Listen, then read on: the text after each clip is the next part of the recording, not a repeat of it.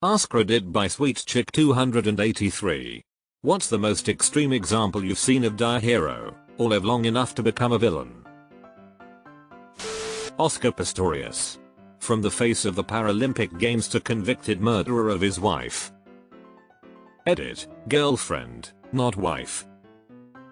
Not wife but girlfriend. Not that it makes a difference, but by weird coincidence I had a chat about this earlier today with my dad.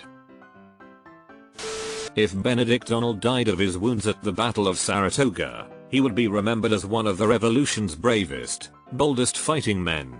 Instead he came to feel, with some reason, overlooked for his accomplishments and unfairly targeted by enemies in Congress, which led to his attempted betrayal of West Point. Horatio Gates was responsible for undercutting Arnold and in general was opposed. Philippe Pétain, one of France's heroes of the First World War, became Nazi collaborator-in-chief during the Second World War in 1940 at the age of 84.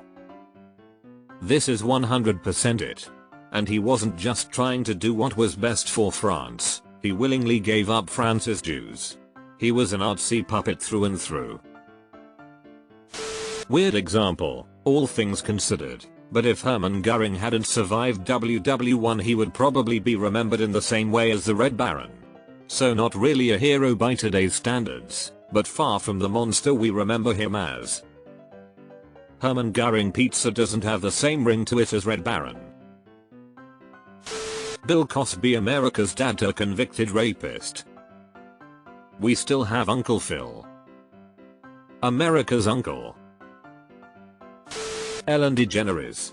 Maybe she was always an asshole, but the fact that she went from America's quirkiest, danciest talk show host to pose celebrity is so bizarre. The LGBT community championed her for decades until the scandals. I was a big Ellen fan and watched the show daily, and I admit I doubted a lot of the allegations because surely Ellen can't be a bad person, right? Suffice to say I was very wrong. I get why it's an issue, but it's funny how with all the celebrities turning out to be literal rapists Ellen was cancelled for being mean. In real life, Rudy Giuliani. You might not recall, but 4 years after 9/11 he was considered a hero in America.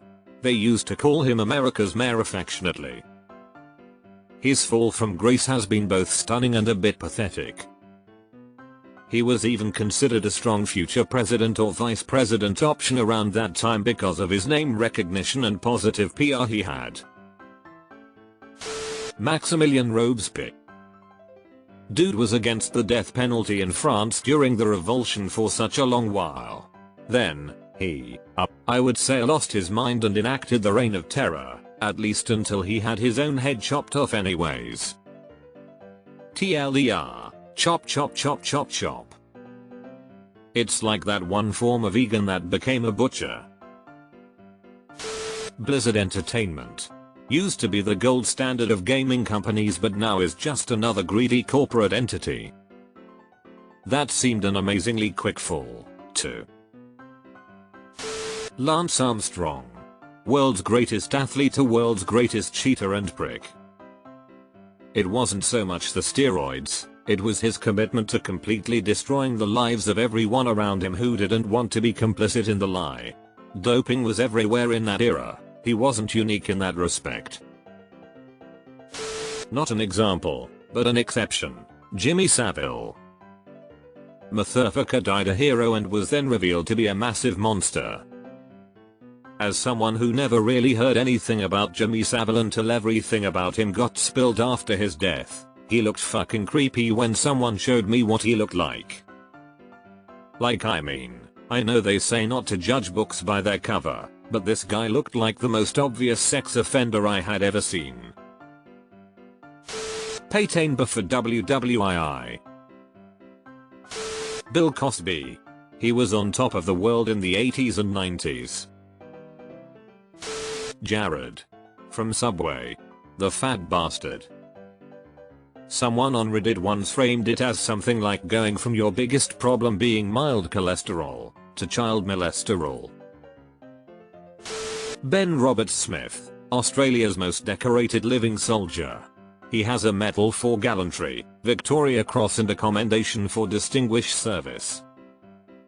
Questions started coming up about his time in Afghanistan and the possibility of war crimes, which were published in newspapers.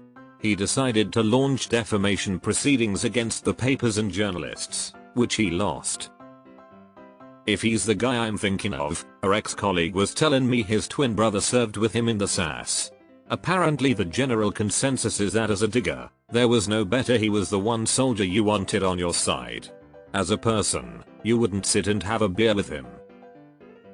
His shittiness as a bloke was only equaled by his greatness as a soldier. OJ. Not technically a person, but I'm still pissed. Bungie. Blizzard while we're at it. Charles Lindbergh became a national hero after flying over the Atlantic in 1927. His baby being kidnapped and murdered in the early 30s was the crime of the century and brought a lot of sympathy. Later, he was shown to be anti-Semitic and a Nazi sympathizer. Only in the last couple decades, it was discovered that he secretly kept separate families in Europe. He had children with 3 women over there. A bit of an Aussie example, but Mark Hedburn then exploded again. Used to be the leader of the Labour Party, the more socially progressive Australian political party. He's somehow morphed into the Donald Trump of Australian politics, and joined One Nation, the party renowned for being racist.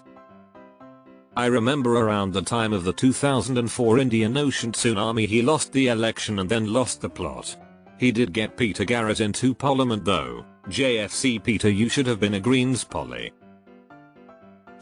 If Rudy Giuliani had died around 2004 there would be statues of him in NY. Elon Musk. He was going to take us to Mars. The Thailand cavers was when he first showed his true face to the world. It's gone downhill ever since. Steve Jobs did both. Behind the Bastards just did a fantastic series about Steve Jobs. Ben Carson. Growing up as a young black kid in Baltimore, he was basically the archetype of success and morality. Then he became a perverted joker himself. It was heartbreaking and infuriating. There is a scene in The Wire where Jimmy goes to dinner with Bunk and his kids, and he asks one of the kids what he wants to do when he grows up. And the kid says be a neurosurgeon just like Ben Carson. This predated Carson's national political rise by like 8 years. And in a way, it was ironically fitting, in a show about the grim nature of humanity, where nobody public figure is ever as good as they seem, they still accidentally managed to nail Ben Carson almost a decade before he outed himself as a moron. Fritz Haber.